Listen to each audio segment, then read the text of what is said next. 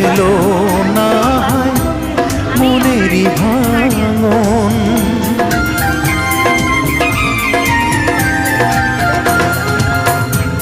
বুঝলো না কেউ ব্যথায় ভরা আমার জীবন, কাছে এসে দেখলো না হয় মনেরই ভাঙন। চার আঙ্গুলের এই কপালে, চার আঙ্গুলের এই কপালে কষ্ট বেড়ে যায়।